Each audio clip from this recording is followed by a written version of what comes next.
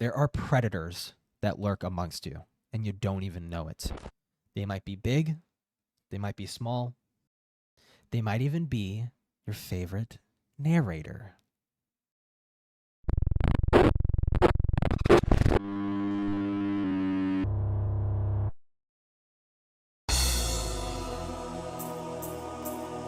I think it's time I confess everything I said was a lie. Well, almost everything. The Discord accounts, the screenshots, the articles, the whole serial killer thing, it was all made up by me. But believe me, I have a very good reason to.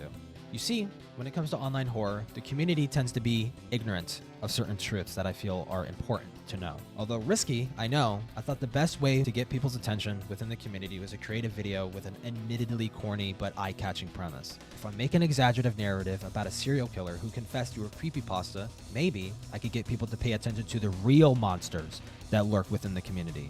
Monsters that hold very high influential positions within said community.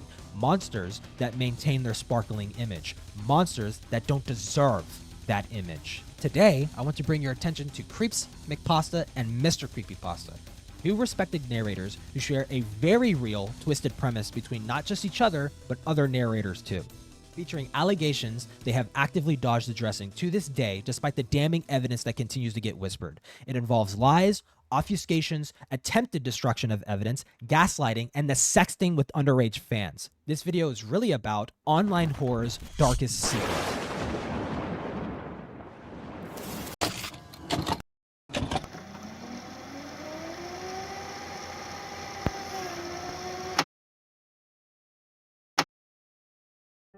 In the off chance someone is new to the online horror space and isn't aware of who these individuals are, let me give a quick rundown. As a genre of content, creepypasta narrations really started to pop off around the early 2010s. There eventually would be hundreds of thousands of channels centered in and around the sharing of creepypastas, but in the early days, there were only a few. Two of these channels are Creeps McPasta and Mr. Creepypasta. They both started their channels around a similar time, and they quickly became acclimated to one another. Mr. Creepypasta would be seen as the figurehead of the community, and Creeps was his right-hand man. Now, from what the general public knows, these two kept their noses clean, quickly rising to the top of their genre as respected members of the community. However, this sour can of sardines was slowly twisted open in 2020 when Kuro Chan Fox came forward and alleged that Creeps McPasta and her had a brief but highly intimate relationship over the internet in 2012. The problem being that Creeps was 21 and she was only 12. The allegations in the interview are as follows. In 2012, Komori quickly found herself becoming a fan of creepypasta narrations after her sister introduced it to her.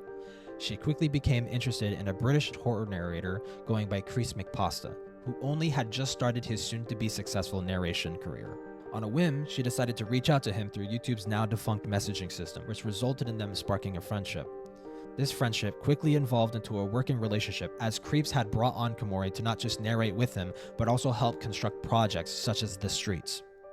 We don't have a full scope of their relationship as they had chatted on many other platforms such as Skype, Chatango, and Facebook, but from what we can see from what Komori testifies, their relationship became sexual from the jump. Creeps would constantly speak to her as if they were partners, calling each other pet names, flirting, getting in Skype calls, playing Minecraft with each other, and, unfortunately, the exchanging of nude images of Komori. This image, while never provided for obvious reasons, is real as it's being referenced by Creeps in this screenshot of the Facebook chats. Everything I'm showing now is what was public at the time of the interview. There will be more. I had sent a picture to Creeps. Is this Creeps McPasta, the first one that you started talking to? Yeah, exactly. Okay. Yeah, Creeps McPasta. I had sent him a picture of like my genitals with like a drawing of like cat ears and like whiskers.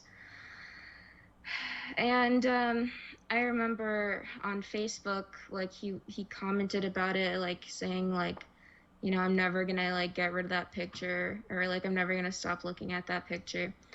And so eventually, Can I just, I before we move on, I just want to say that I know you said that was embarrassing, and I'm sure that must be like embarrassing and traumatic to admit, but the fact that a grown man in his 20s was getting a nude picture from an underage girl is in no way ever the individual's fault. Like, that was not your fault, and you shouldn't feel bad about yourself because of it. He knew what he was doing, and he knew that he was manipulating you, and it should have been, you shouldn't have had to go through that situation. They even made jokes about being the reversed ages. But this interview isn't entirely focused on creepypasta. It was made very clear in this interview that Mr. Creepypasta did acknowledge Komori in the chats, but never made any advances on her. Another narrator mentioned and was allegedly involved in the exploitation of Komori was Creepypasta Jr. He was another known and well-respected channel, even was at one point friends with Mr. Creepypasta and hung out IRL with him several times. Komori had alleged that Creepypasta Jr. had an in-depth sexual conversation with Komori involving the Guro fetish, basically the sexual arousal to gore and death. He allegedly masturbated in the call with her and spoke about how he fantasized about her getting hit by a car. And to be 100% transparent, this is entirely hearsay. We don't have access to any logs or chats of this occurring. Komori's interactions with Jr. were apparently brief after that Skype call. His name will be showing up again later. In the interview, she explained that she preferred the way Creeps had treated her rather than Jr. Jr. was more aggressive and forward with his advances, while Creeps was tender and apparently kind. Eventually, Komori's dad found out and put a moratorium on her access to the internet. Most of her devices were seized, but she found a way to keep speaking to him. They had even made promises to wait for each other. Komori's father had immediately got law enforcement involved. However, it being that Creeps lived in the UK, nothing could be done, which is a reality that has to sting. Sex crimes over the internet just aren't taken seriously. Not because it's not serious, but oftentimes we're talking about multi-jurisdictional to multinational laws that conflict with one another and can be insanely hard to prosecute, if not literally impossible. For instance, how would you even begin to figure out where to prosecute the perpetrator if he lives in another country with different laws and definitions for crimes? For this last section, I want Komori to speak for herself. Let her show you what he did to her, what he drove her to, how he made her feel. So I continued talking to him on Facebook, and eventually they found that out too. And when I had everything taken away from me, I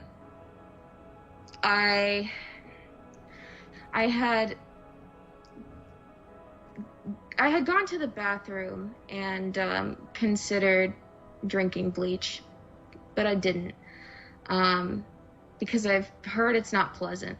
I ended up telling my parents anyway that I tried, and the next day I get called to the office and there's police there to interview me and I eventually get sent to a crisis center. But before I went to the crisis center, I went home to pick up some stuff and immediately go on the computer to talk to Creeps. I couldn't see what was going on, and I thought that, like, he was, like, you know, really, I don't know, he was important to me. So, I don't know, I think after I got out of the crisis center, I wasn't allowed on the computer anymore, until I was, like, 3 months later with supervision, but the supervision wasn't very good, and so I would still open tabs to talk to him, and it's just, like, I would continuously go back to him, you know. When I turned 15, I messaged him again, and it had been like 2 years since we had last talked, and he had gotten an adult girlfriend, and just forgotten about me. He was like, not like nothing happened. He was just like literally talking like nothing happened on Messenger. How did you feel after that? I mean, I feel like he was, like, genuinely the first person that I, like, actually loved, and I didn't realize, well, okay, now I realize that people who like children, they don't like them for their personalities. Yes. They like them because they're children. One important thing that I want to say, like, last, I guess, is kids, people, like, the age that I was, it's so cool to be in an environment with adults, but it's nearly impossible to actually see if you're being manipulated or not. when you're a kid. Do you think that they have done this to other people? In your personal opinion? I I feel like it's probably unlikely that they haven't. So just the fact that they did that to me and then got away with it, and then they now have so many, like so much more followers than before, and have never got any repercussions for, like,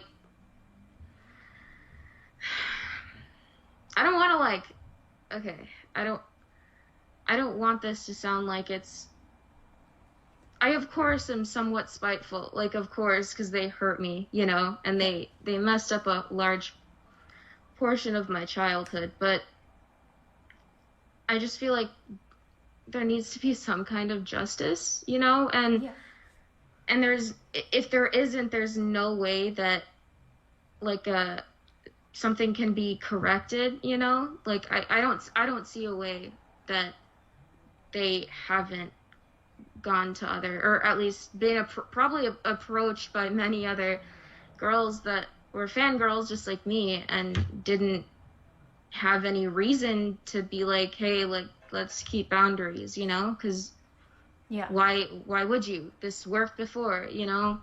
And if they did it once with you, then what's to stop them from doing it again if they never got any kind of repercussions for what they did? Never will there be words any more true than that last bit. If there was nothing stopping them before, what's to stop them now? As it would turn out, there were others, many others. But before we go over that, it's only fair we analyze the response of creepypasta as well as the community and what happened after this interview dropped.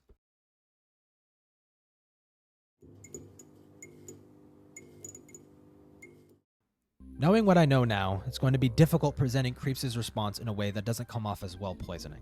Obviously, I'm thoroughly convinced of his guilt due to facts that weren't made clear at this point of the chronology of things. I'm simply just going to describe what led up to the release of his response and give a brief rundown of the most important points in his 40-minute video. If you're interested in hearing his whole side, the link is in the description. One of the many advantages Creeps had in this situation was being on home turf. Many of the people in his audience didn't even know what he was being accused of. Creeps even acknowledged this in the first few seconds of his video. This is because the only people who were following this situation were people who already had a preliminary interest in internet drama. So naturally, this excludes well over half the viewership of online horror. I say this as someone who frequently peruses the community. People here are adverse to drama. They don't tend to follow it that well. Needless to say, when the video response showed up in people's feeds, nearly everyone who saw this only saw it from Creeps' perspective, and even I was no exception. I had no idea how bad the allegations were, and it took TCR's video covering it an entire year later for me to realize this. With that being said, here's his response. Hey there. So if you're here, you're, I feel, one of three people. Either you know what's going on, and you've been awaiting a response, which, in my mind, like, kudos to you for waiting. I've seen far too many people not give this chance straight away, which is saddening to hear because it's just one side right now. Or you're someone else who has no idea what's going on and you're about to get caught up real fast. Or three, you're one of the people who left indefinitely but, you know, has curiously seen this and came back, which, again, a respectable thing. But for those who don't know, a few days ago there was this like a 40-minute expose about some creepypasta narrators, myself included, about grooming this young girl, and this was like set many years ago. And this is gonna be me basically debunking what was shown and what was said. The first section of this video is focused around two things in particular: grammar and work. In Creeps' own defense, he says that he doesn't type like the messages shown. He finds the idea of Tumblr speak to be cringy and overbearing. According to him, he's never typed like that ever. Oh no, pet's head in asterisk. I didn't even realize that one was there.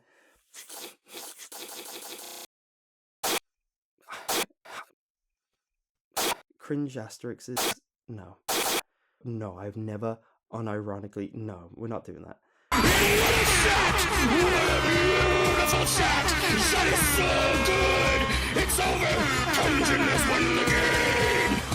He even at one point says that he tried to find the Facebook messages between him and Komori, but shockingly weren't there. Creeps notes that in the messages, the writer says that they are at work, which according to him is impossible. He only worked one IRL job at Blockbuster during college, pre-2012. After he graduated, he had a stay-at-home job that he worked alongside YouTube. After going back and forth between these points, he gives one of the main repeated assertions in this video. It's not me, it's an impersonator. He believes that someone in 2012 decided to impersonate himself using his real name to groom Komori. He also says that because of this, he is also a victim. Because we do have a real victim. That's the sad part about that. You do have a real victim. But then the person impersonating doesn't get caught because, of course, like anyone can assume an identity. But the person who was framed is also, like, in some ways a victim in a different way. And it's such a hard scenario to sort through, because it's not an aggressor and prey. It's a mishmash. It becomes, almost a plot line of a story of just conspiratorial, who did it, how do we find them, but someone's to blame because there's a victim. But that's also something I'm feeling now. Another claim relating to grammar is that his was bad, with many frequent misspellings and punctuation errors. His typing style magically got better after he got a smartphone in 2015, as he relied on autocorrect, I assume. Why these messages couldn't have just been typed out on a computer, a place he was stationed at frequently in 2012 due to his apparent stay-at-home job and YouTube, is frankly beyond me. Later around in the video, he gets around to addressing the PayPal claims. According to Komori, this was given to her to pay for a Pikachu onesie.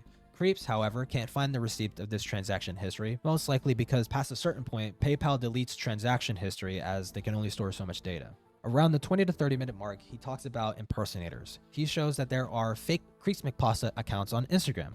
Now this, in a vacuum, is probably the best evidence he could show to suggest he's innocent, and I wouldn't doubt this is what convinced most people. When you stir long enough in the YouTube atmosphere and gain traction in certain online spaces, people will start to impersonate you. I used to be a known artist in certain role-playing aminos when I was a kid, and I even caught people stealing my characters and taking credit for them. It can happen really at any scale. At the 33-minute mark, he claims that he is a very prudish person. Vanilla even. He was never known to be sexually provocative, and that his friends can attest to this and blah blah blah blah blah. Take a shot every time this dude refers to his friends as a source in this video. You'll be dead by the end. This is me talking about video games, I think, with an old friend. This is interesting that this is a perspective of someone who I've barely spoken to, but my friends, I can literally count on one hand. My exes can attest to, but people close to me know me, as know me in person. I looked at him like, are you serious? And my friends looked at the video and go, that's not him. That's not me. That's not you? Nope. And finally, arguably the most important section of his response, stuck at the ass end for less than 40% of his viewers to catch, he responds to the most damning evidence against him. His Pokemon Jessica video and the Streets video, the ones that feature Komori. For this, I might as well let him do the talking. Okay, so there's more screenshots as well. There's the video. Now that's one where we're gonna have to dig into we're gonna have to dig into the past. We're gonna go right back now. This is an era where I sometimes still reminisce with another old narrator from back in the day of just how crazy the old Skype days were. So let's start from the beginning. I've mentioned before there was always one big narrator, and then he had his group of friends, and then other groups formed.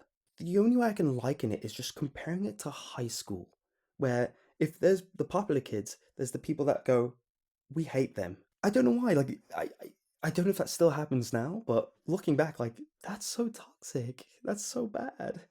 And so many groups formed of like little groups of friends, but there's always one big narrator chat. And so sometimes like people would just chip in like conversation, but then there'll be every day there was drama going on in there. You have to imagine it was a mess. Like, and this was also the Wild West. That's the way to describe it. It was the Wild West of just names.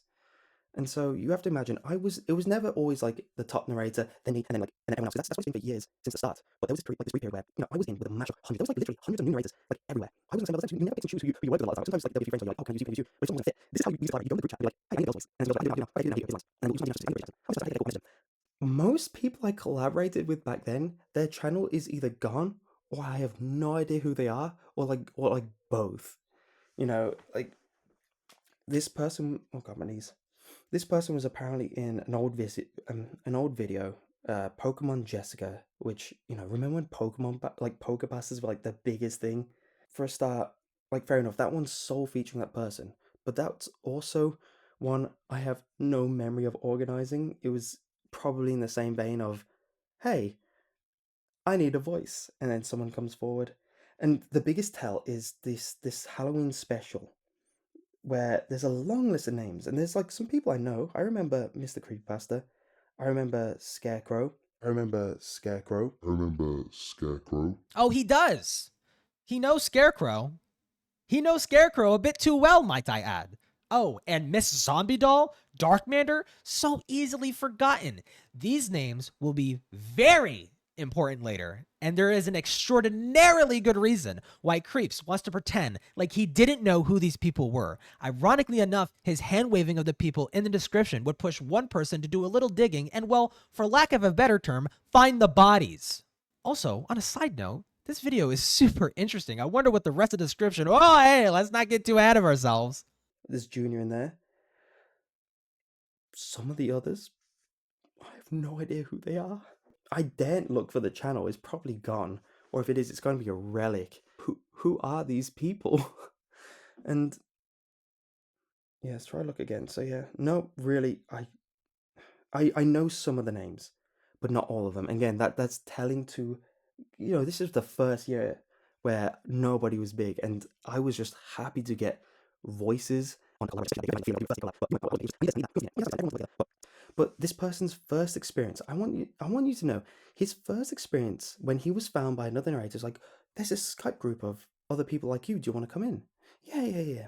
So we joined in. The first thing they did was, do you want to see MCP Juniors and Creeps' real face? What? And I think he said no, but they sent it anyway in like our real names. Like, we were doxxed so badly, so early. And this is stuff like I didn't know about until later, and it was saddening because I've always tried keeping certain things to myself. One of them is like my personal identity. I used to be faceless. Now I'm not faceless. I've always tried keeping my name to myself, and that was a sad to realize like that was also out there. So that also would explain why it's easy to replicate that side of things too, because people were finding my personal Facebook and personal pages, and it's not hard to recreate. It's not hard to make that again and just go, yeah, this is so and so. And it's even more damning because it looks more personal. Like, yeah, you can fake being creepypasta, but can you fake being the real him? And the answer is, goddamn, yes. Yes, you can. Oh god. I'm hoping in the end of the day to delete this video in a week. I hope that once things settle, that to just remove this video. Like, it was one of my regrets of the break-in in the end is when you search for my name, that comes up as the most searched thing because that was the juicy thing to search. That's what people wanted to know about. And I know how much drama sticks with you because now that's part of my identity. I don't want it now. I don't want that on me. I'm hoping, like, I already feel like the core base of this channel now is probably gutted because now there's a big pool of people that now have to pick sides. That's another saddening part. But all I can do on my behalf is just carry on. You know, I'm probably just going to keep going the best I can. And to wrap things up, the messages aren't me. These actions, they're not me. I condemn, you know, hopefully if there is a way to find them, which the problem is it looks like with how little the presentation of things were, I hope that whoever is doing it is either caught or just stops doing it because of, hopefully this video projects that, there's probably don't just stay away from online like creepypastas that just say on text that they're me, because in all likelihood it probably isn't me. And all these actions that are described, not me. It's fervently, I wholeheartedly cannot say this enough, it's not me.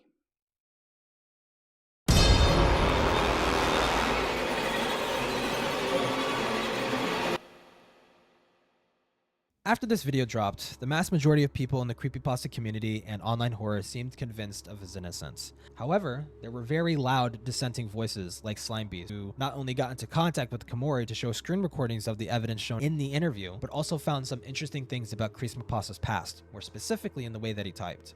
Firstly, let's get a better idea of what was being discussed between Komori and Creeps before debunking his claims and proving that it is beyond any reasonable doubt it was him she was talking to. Firstly, in the emails, we could get a glimpse of some messages that aren't shown in the recordings of chats. We see Creeps say stuff like, "Kiss his forehead, love you so much, good night.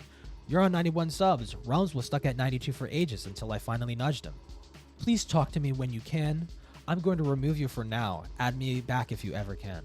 Notice that these are archived messages sent in October of 2012, whereas the messages seen later are from August. Speculation on my end, but I gathered that October was when her parents found out, and that's when Creeps got the hint to start moving on from her. We then cut to the screen recording of messages that were referenced in the initial interview. Some highlights include, "I want to drink your bathwater," multiple messages professing his love for her. "What's up, honey bunny?" He asked, "What would happen if I asked you to go on the computer?" To which she responds, "They'd say, no, you need your sleep," implying that he's asking to speak with her late at night. Mori mentions that she had a 1 week long relationship with another girl, to which he responds, "Oh wait, that means you're back on the market. Thanks. Wait, this isn't Skype." The conversation goes on with Creeps talking about writing up the streets video. Don't ask me how this is possible with the fake creepypasta. We're not there yet. Nah, pet's head. I find it incredible that Creeps reads this line, but not the one right below. "I still have that picture you sent of me the other day. I'm never closing it." Which of course is in reference to the nude image Komori had sent of herself. The conversations go on. Highly flirtatious. You could pause and read the rest if you like. Anyways, moving on from that, Slimebeast had also discovered some major inconsistencies with Creeps' defense, mainly when it came to the way he conducted himself publicly online. Going back to any post on any of his social media accounts, what's left of them anyways, would reveal he talked exactly like the guy in the messages, to a T, with many extravagant proclamations of love and affection for his fans, as seen here. "Why won't you love me? I never said I didn't love you. In fact, I posted a status saying I loved everyone, including you. Especially you. Especially you who's listening to this now. I love you." There's a few discrepancies that really stand out for me. It's where I say, to breathe for this one, it's where I say, "I love you."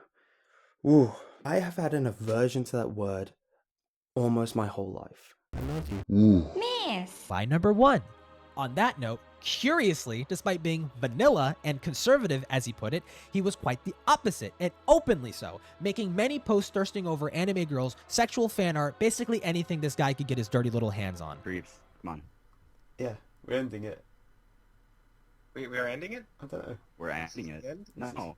I want you to say something to your fans. You want me to say something? Love you is not sufficient. Professing my love is not enough. Okay. No, it is not. Oh, sorry, I thought love meant something. No, it's just a word. Okay, to my fans, I want to make sweet, creepy love babies with you. That is all. And there you have it. Line number 2. Something that I hadn't mentioned before was that Creeps had been caught trying to delete evidence of his relationship with Komori on those old videos, specifically Jessica. In the description, he had edited out her name as a credit. There is a lot of suspicious behavior surrounding the release of it. The main one being the change in the description on the Pokepasta Jessica video. If you look at the response, this is partially acknowledged, at least in the description and in the comments, and brushed off as him trying to get videos to pop up in the metadata again for SEO reasons. However, he only says that he changed the title in February, which is true. That said, he also changed the description the day after the Komori interview, which he does his best to ignore. You see, the description was intentionally changed to take out the credit to Kuro-chan Fox's account. We know this because the Wayback Machine shows the credit there after February 2020 on April 12th. Skipping ahead to the 23rd, the day after the interview, we see that the credit was removed, then later reinstated. I actually asked creepypasta about what happened there when all of this was blowing up and taking place. He brushed it off by saying, "No idea about that, but out of respect for what's going on, I fixed it right away." Slimy, snaky, worm. Line number 3, by the way. We have that screen recording referenced earlier of not only some of the messages that were sent, but emails too. Literal PayPal receipts that link directly to creepypasta. Immediately at the beginning, we see boatloads of automated emails from PayPal and Facebook surrounding the name Jacob Calvert, creepypasta's real name. And to be extra clear, I need to pause for a second and state that this isn't doxing. His full name has been public for years now. It was made public as late as 2017 when his house got broken into and he started to GoFundMe under his brother's legal name, which is easily ties to Jacob. But this real kill shot is the email, jacobmonkey@hotmail.com.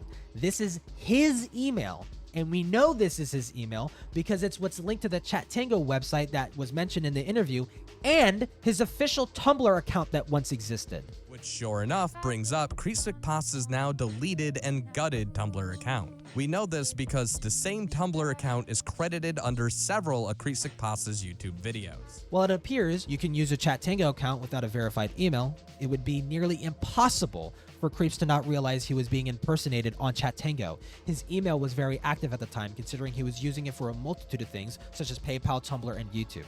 You could argue that he basically never checks his email, but at the very least, he should be able to find the email of an account being registered on Chattango. Get this, mysteriously, he couldn't find it. Line number 4, count 'em, read 'em and weep. As for his job, yeah, this is just another dumb lie.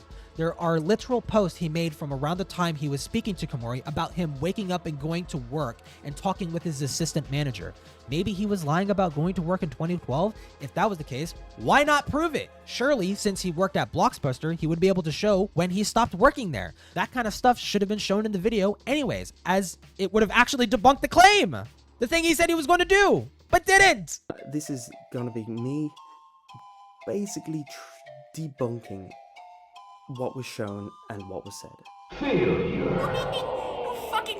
Entera, número 5. Dios míos, ay, ay, ay. Bitches be lying, man. I'm Hispanic, this isn't racist. And finally, the last nail in the coffin, something that really doesn't require anything but simple deduction. The emails and the messages that link to Creeps' IRL Facebook. The account that contains his full name that wasn't public at the time. Messages that talk about videos being worked on prior to being published. Messages that reference interactions with creators who have less than 100 subs. Messages talking about personal details of Creeps' life that were never public until 2015, if not sparingly referenced. How is she talking to a fake creepypasta when she had to have been talking to the real one at one point in order to make these fucking videos? She had to have existed in the chats with other narrators in order to record Pokemon Jessica, and apparently have a whole fucking video series dedicated to her. This is true even by Creeps' own admission. How the fuck is this even possible? To believe that Komori was speaking to a fake creepypasta the whole time requires an unprecedented level of suspension of disbelief. At that point, you might as well believe the moon is made of cheese, unicorns exist, and JFK was shot by a fucking leprechaun. Lie number everything. It was all a fucking lie. And what kind of innocent man tries to destroy evidence, lie basically throughout his entire response, and heavily undersell/handwave his evidential relationship to the victim? The answer? Someone who has hell of a lot more than just a skeleton in his closet. How about a fucking graveyard?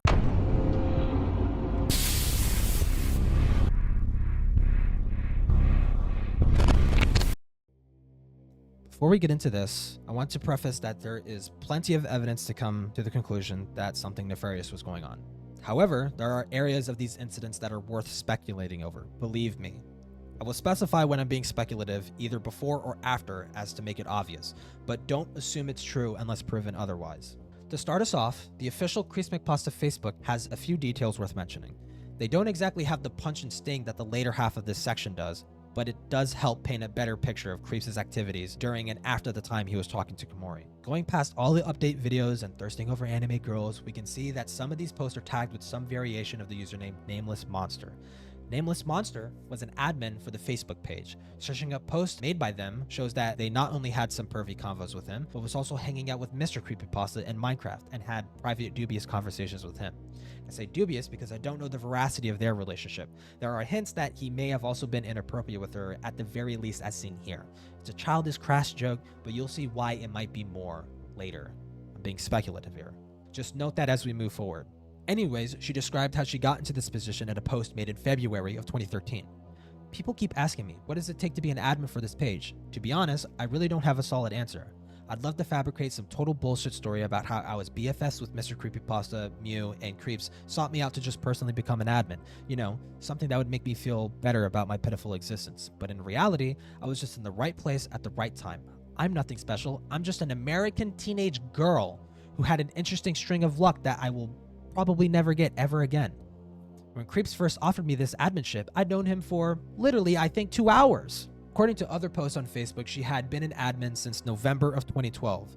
She says that she simply got lucky, but a Q&A released in January of 2013 of Creeps and Nameless may hint at some factors that caught his interest.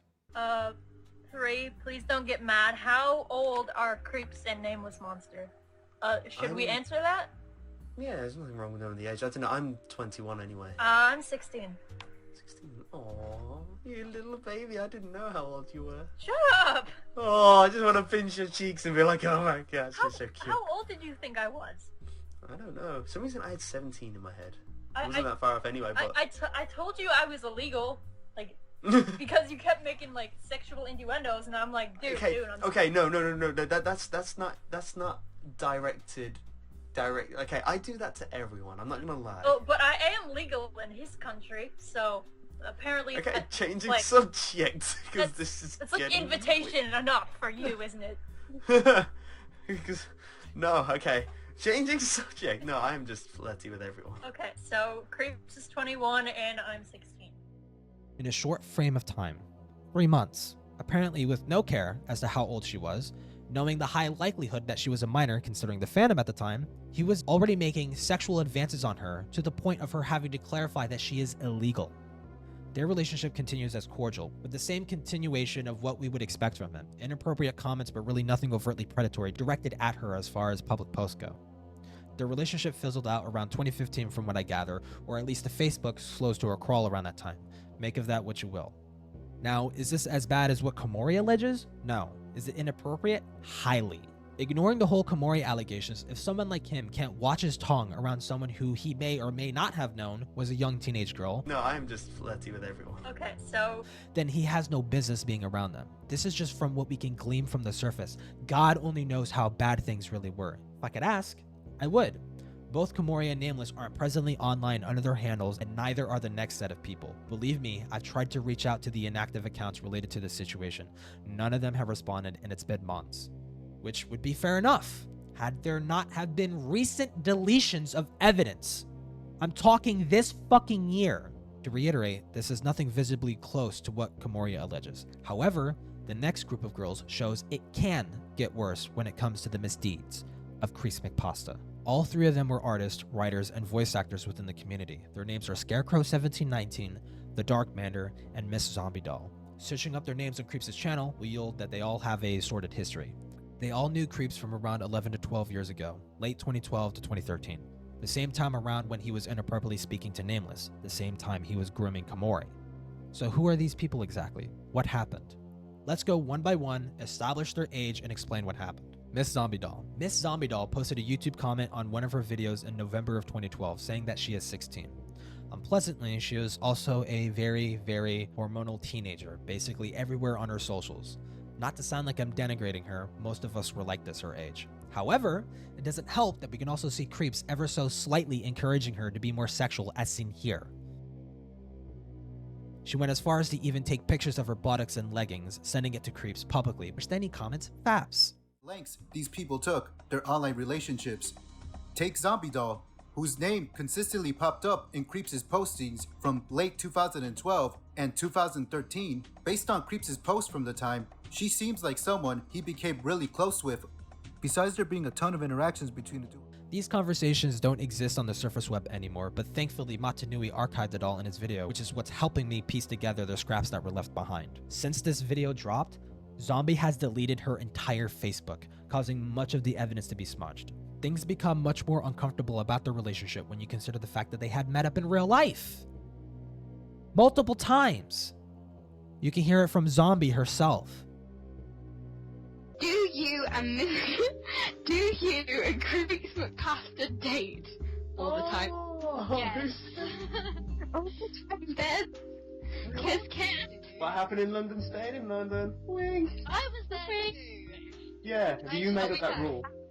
Will. Who cares about Liam and Russell? It was just you're our third Will. So, me and Charm and Coops met up. And we went into London, and we had an amazing time. We got henna tattoos and everything. And it was amazing. And oh my god. This meet happened in December of 2012, as seen in this Facebook post of their henna tattoos. We don't know what happened after any public meets. We don't know if they went somewhere else public, private, or just parted ways there. This would be great information to know. However, Creeps has been silent since it came to light. Now, to be completely fair, it wasn't exactly a date, despite them apparently joking about dating in a Q&A afterwards. There was someone else there at the first meet. Her friend, Darkmander. Oh, hey! I have no idea who they are. There seemingly was another meet that they had at London MCN in October of 2013 that Creeps had expressed interest in going. As it turns out, archives exist of Zombie Doll's Facebook and still public posted Creeps announcing his arrival at the expo. Darkmander was attending as well. The prospect that these interactions evolved from online to real life and so quickly doesn't feel right. While I can't say with absolute certainty that something happened, I can't also give absolute grace that something didn't, considering the circumstances of their relationship. I mean, here we have a fully grown man, 22 around this time, hanging out IRL with a couple teenage girls, fucking about in a mall or some shit. Some of the girls he was openly sexual with, like alluding to fucking her type of openly sexual. Zombie, I must make creepypasta these cupcakes for his birthday. Creeps, the things I would do to anybody who makes these for me. Zombie, in that case, :D, Creeps, I just hit 1,000 likes. This calls for a celebration. Zombie, bedroom now. Creeps, I would, but the last time you were there, you left it in pieces. What happened in London stayed in London. Wink. You see what I mean? How the fuck am I supposed to be charitable and assume something didn't happen when this is the kind of shit that's coming out of his mouth? Everything about Creeps' interaction with Zombie really helps jog the mind into asking a few questions. Where's the line drawn? Is it just sexual comments? Is he willing to physically take advantage of these girls? Why did he think any of this was okay? And more importantly, if this is what's being done out in the open for everyone to see, what kind of things are being done when nobody's looking? Maybe the kind of things that only come out 10 years after the fact. This isn't the last we'll see of Zombie Doll, but this is all I can say about her for now, lest I make this more harder to follow than it already is. Scarecrow 1719. Scarecrow 1719 was one of the few names in Creeps' response video that he couldn't ignore, likely because she was a large contributor of not just Creeps but also many other narrators such as Mr. Creepypasta Jr., etc. Scarecrow's age is harder to discern as she didn't outright state her birthday or age publicly, well, not anywhere old at least. She made a couple of posts only a few years ago, one of which stated she had just turned 23 in 2019, which would make her 16 in 2012. While I can't glean anything publicly about the veracity of their relationship, in private, it must have been more or less the same kind of shit he put Komori, Zombie, and Nameless through, due to the fact that they were openly being shipped by members of the Creepypasta clique, and Mr. Creepypasta going as far to draw ship art for them. Why? This part is a theory on my end, but it's not without any merit. She does end up playing a semi-important role considering the next girl in line. The Darkmander. The Darkmander was friends with Zombie and was one of the attendees at the IRL meet. She participated in the community the same way as the other girls, being a voice actor and writer for creepypasta. So, how old is Darkmander? To learn this, we need some tangential context. Darkmander wrote a smut fanfiction called Can I Pikachu in the Shower, featuring herself, Zombie, and Scarecrow, apparently as a joke. They were going to trick Scarecrow into reading it in a VC and then record her reaction. The video was uploaded onto none other than creepypasta's gaming channel. I wouldn't put it past a teenager to think of doing something weird like this, but as it turns out, it wasn't even Darkmander's idea. It was personally requested by Creeps himself. On Darkmander's channel, she conducted a Q&A with her, Zombie, and Mr. Creepypasta, and Paranormal Mango. Scarecrow herself actually submitted a question asking whose idea it was to prank her. The audio is a bit jank. I'll do my best to make it listenable. Okay, number 5. This is from Scarecrow1719.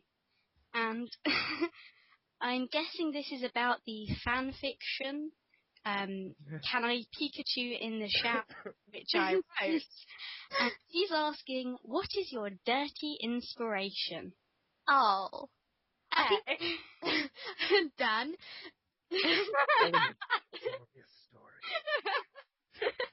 Okay. I'm sorry, I had to slip it in there. Okay. What is your dirty inspiration? My inspiration to write that story was a very, very strange Skype call with creepypasta, where we were discussing various shippings. Yes, giggity. And he basically said, ship me with me. But then we figured that wouldn't really work, so we went for the next best thing, which was Scarecrow. And then we figured, why not write whole fiction and then just like trick her into narrating it? I'm sorry, Scarecrow, but it was so funny. It was so funny.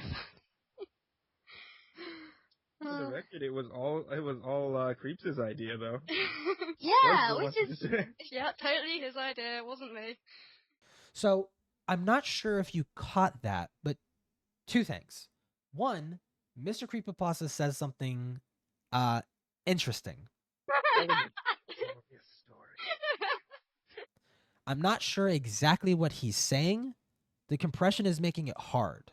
I won't put words in his mouth, so go ahead and try to discern what he's saying on your own. He's definitely commenting about the fan fiction. Just listen closely. I'll play it again. That was a glorious story. Anyways, just know that this is a 25-year-old man hanging out with teenage girls. The other thing about that clip was initially Creeps actually wanted her to write a smut fanfiction featuring her and someone else entirely. Someone random. Personally, it feels like he's nudging her into writing one of just him and her. But again, I'm being speculative about this aspect. Thankfully, it doesn't even matter what I think, because she ended up writing an underage smut fanfiction of real teenage girls at his own personal request. Teenage girls he was clearly interested in. So now, we come back to the question asked initially. How old is Darkmander? Question. Anal. No, that deserves this. Not sure about that. And now we're back to Pikachu in the shower. And meanwhile, on Creese's second channel. Erotica, featuring Scarecrow 1719. Me, a 14-year-old girl. 14. She was fucking 14. It's not even legal in the UK. Now, at a glance, it might not seem like Creeps and Darkbanner were close on the surface, aside from having private one-on-one late-night Skype calls about smut fanfictions. I want to die. All of this goes out the window with this video of Darkmander apparently being assigned to confess her crush on Creeps by Mr. Creepypasta. She ends up dropping something quite interesting. But the point is we're friends, and we're good ones at that. And we've known each other for a while now.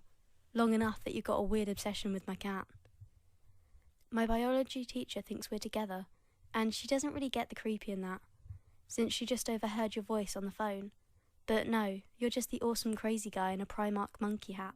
He's calling her at her fucking school. Now, to be clear, she states in the Valentine's video that she sees him as a really good friend, but not without mentioning that he was already taken. We both know there's nothing between us. Either way, you've got someone already. By who? Hard to tell. I mean, just look at the way he talks to these girls. It looks like he can't even make up his own fucking mind. He knew what he was doing was wrong. He just didn't care. It's that simple. I'll save the diatribe for the end of the video, but what can we surmise from this little episode?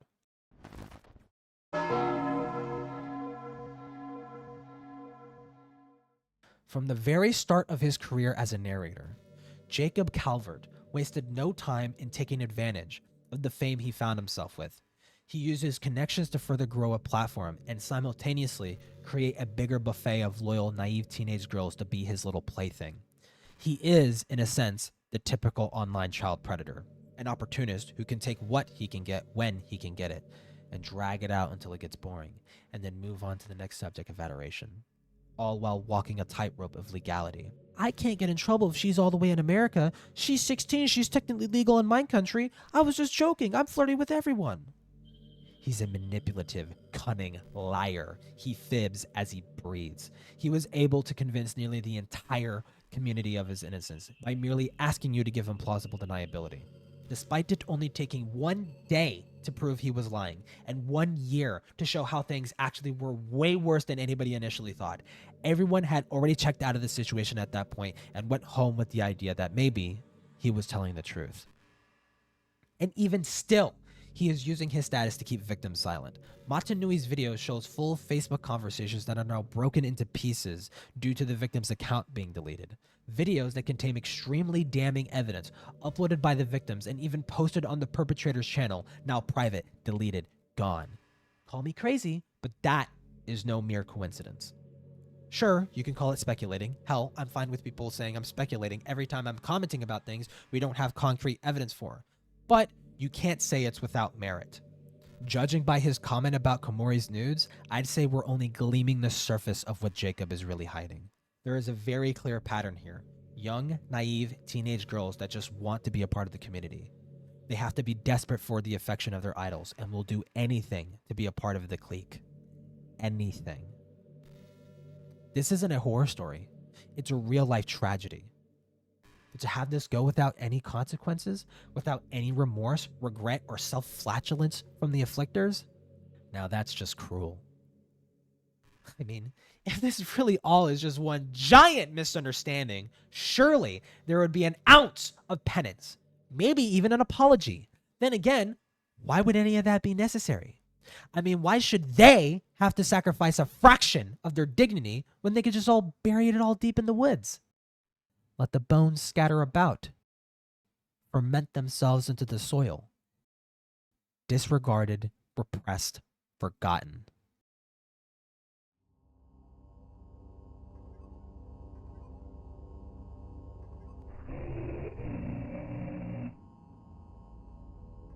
If you're convinced at this point that creepypasta is guilty of taking advantage of multiple girls, then I'll have to inform you that Mr. Creepypasta was there to witness basically all of it, even encourage it at multiple points. He is present during some of these interactions and even acknowledges the fanfiction Darkmander wrote, as you have already seen. Unfortunately, for Mr. Creepypasta, there are also many instances in which he was also inappropriate with these girls. To help get a good idea of what I mean, let's acknowledge some of Mr. Creepypasta's other creative endeavors. He fancies himself as somewhat of an artist. There's an old DeviantArt that he used to post on called Spike the Rogue. We know this is his account because not only does it contain his full name and personal details about his life, interests, and hobbies, but it also contains the one and only posting of this image that dates all the way back to 2012, made only days after Darkmander's video collab with MCP himself. The style even heavily resembles drawings that he would post under his Mr. Creepypasta pseudonym, such as his Facebook. Here's a Facebook post from Zombie Doll showing off some art MCP drew for her. Weird fucking thing to draw for a 16-year-old when you're fucking 25, but okay. Here's another reblog from Zombie Doll of an animation MCP drew of her and creepypasta. I mean, at least this one's innocent enough. Gosh, I sure hope he didn't go beyond just drawing weird things. That would fucking suck. Here's a drawing from Zombie, actually, reposted by Mr. Creepypasta. I hope you liked it, Zombie Doll. 1 week before Christmas. Right then, what should I get Zombie Doll for Cremo? And it's her holding a pair of lingerie. Well, I mean, thank fucking God it's seemingly a parody. I mean, surely Mr. Creepypasta didn't get a 16-year-old girl fetish clothing for Christmas. I'm gonna give you bacon. That's what's gonna be your gift for Christmas. So I'm gonna send you packaged bacon. No, you sent me a thong.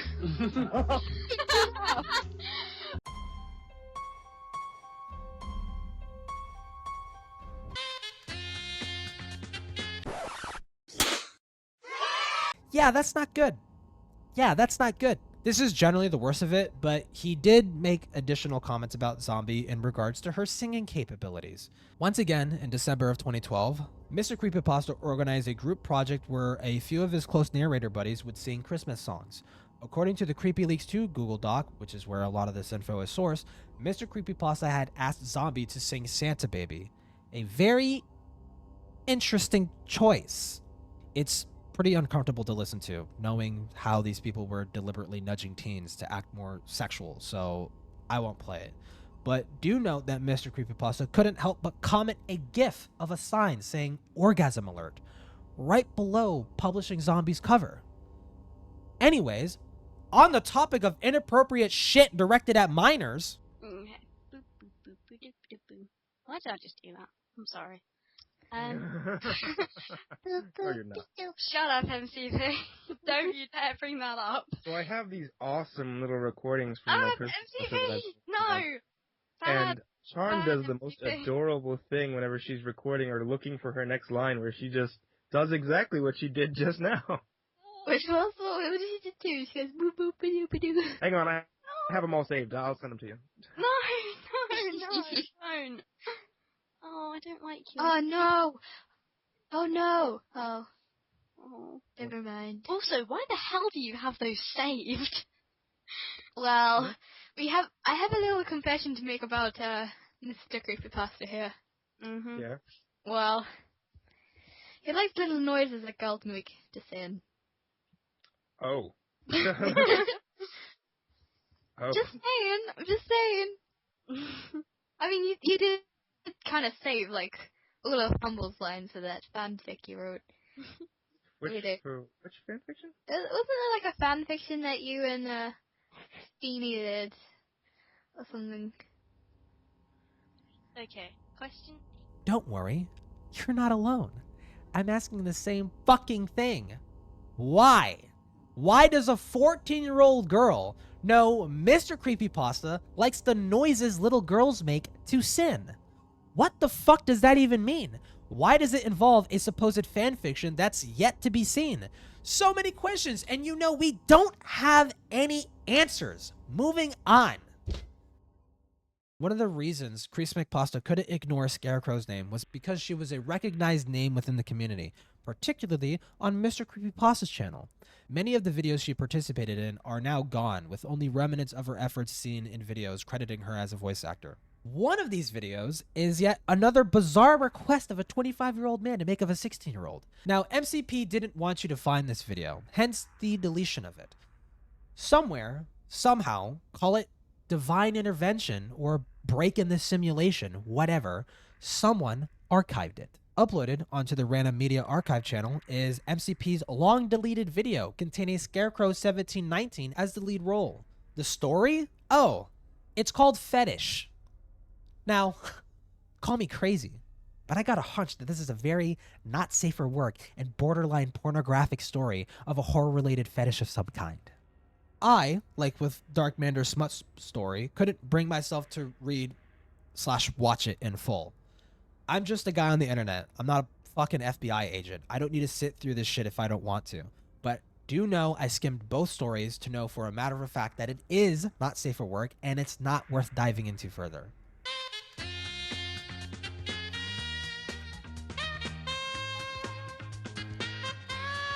In case you somehow doubt that this is a genuine upload of Mr. Creepypasta, he still has his reading up of it on SoundCloud. Now, as if this upload isn't bad enough, the description is very icky, no good. So yeah, I know I said I was done, but I really wanted to do another story with Scarecrow 1719, and I'm in this one, sort of. I moan and I scream. She did this story so goddamn well. I mean, seriously, I've never found a story played so well as this one, with the female stalker thing. Yeah, he sounds a bit too excited to have done this. To sort of cap this off, there is an archive of Mr. Creepypasta's Tumblr account. One of Tumblr's oldest features is that you can see who bloggers follow. Many of these accounts are innocuous enough until you hover over this profile and see, take a wild guess what's on there.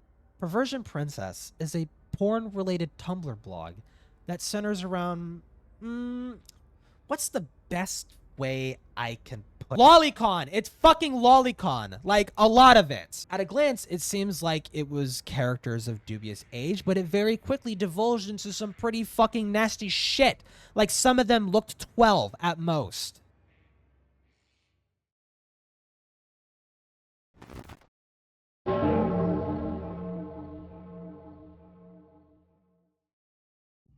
Now, regardless of how you feel about what a guy does in the privacy of his quarters with nothing but a box of Kleenex and lube, someone jerking off to this probably doesn't belong near kids. If anything, considering his pornographic proclivities at the time, it really goes to paint a lot of these weird, creepy interactions he's had with these girls in a much more sinister light.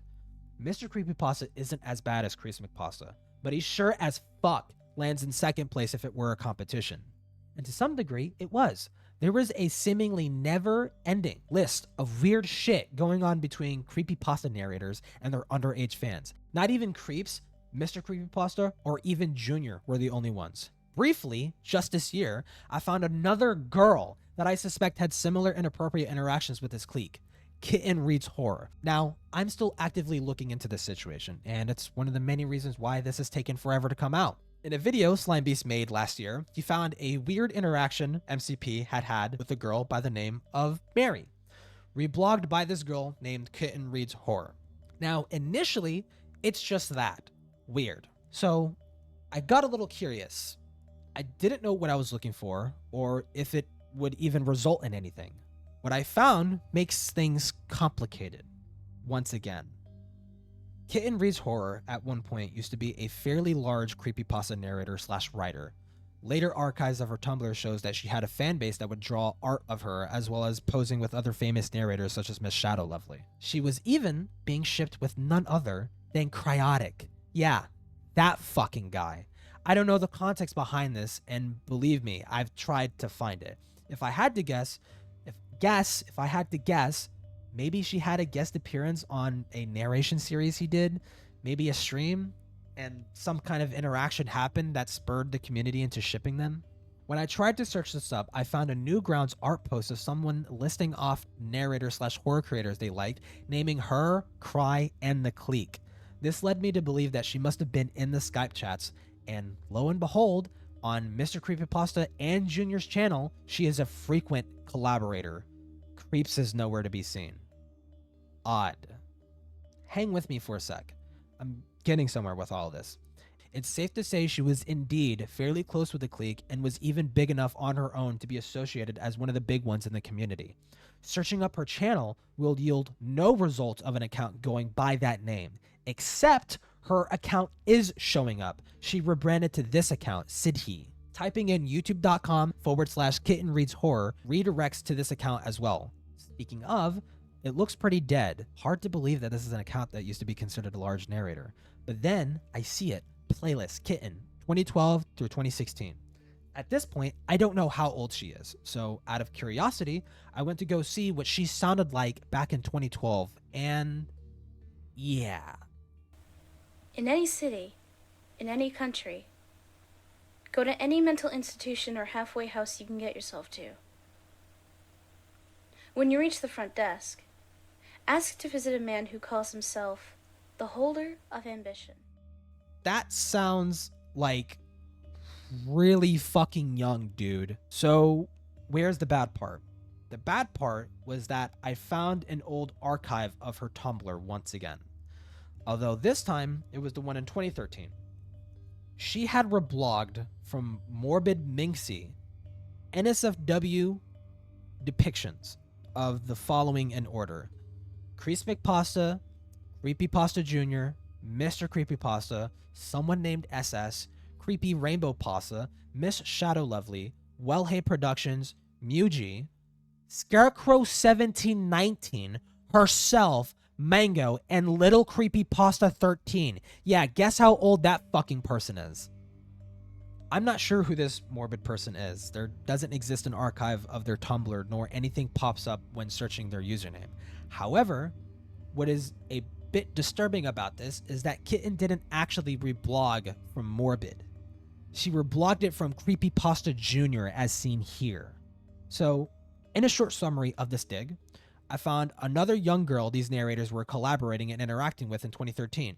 She grew a big enough name for herself that she was being drawn in fan art that contained multiple other popular narrators.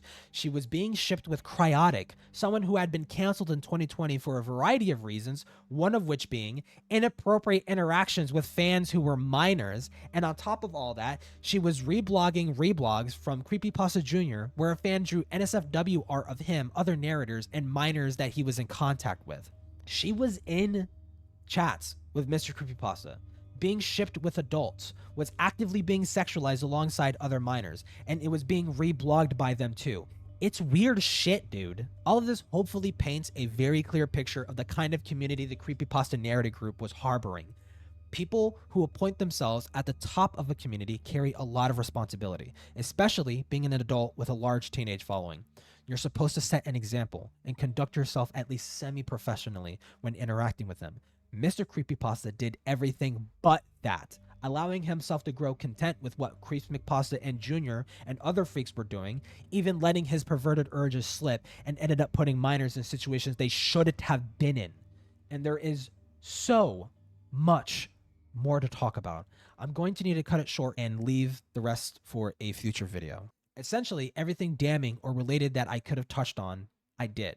This video is taking way too long to make, and it just needs to be done, lest I get further lost in the rabbit hole.